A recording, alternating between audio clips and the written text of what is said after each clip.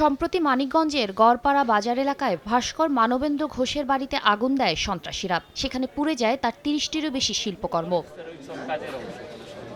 বুধবার পুড়ে যাওয়া ঘর পরিদর্শনে যান বিএনপির সিনিয়র যুগ্ম মহাসচিব রুহুল কবির রিজভী। দলের ভারপ্রাপ্ত চেয়ারম্যান তারেক রহমানের পক্ষ থেকে অনুদানের অর্থ তুলে দেন মানবেন্দ্রর হাতে। পরে উপস্থিত গণমাধ্যম কর্মীদের বলেন, শেখ হাসিনার নির্দেশেই আওয়ামী লীগের দোসররা এ ঘটনা ঘটিয়েছে। অপরাধীদের আইনের আওতায় এনে শাস্তির দাবি জানান তিনি।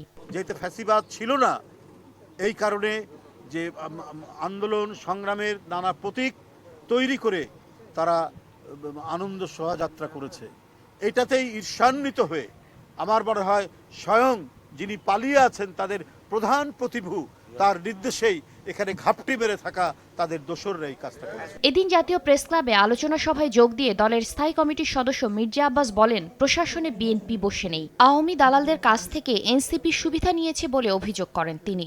আমি নির্বাচনে যাব না, কেন যাব না, বিএনপি বসে রয়েছে এখানে। আর ভাই, বিএনপি কোথাও নাই। দেশের প্রশাসনের বিভিন্ন প্রতিষ্ঠানের সচিবালয়ের ভিতরে এই দেশে যে শত্রুগুলো বসে আছে, আওয়ামী লীগের দালালরা বসে আছে, তাদেরকে কেন আপনারা বের করেন না? আমি যদি বলি যে তাদের কাছ থেকে আপনারা অবৈধ সুবিধা পাচ্ছেন।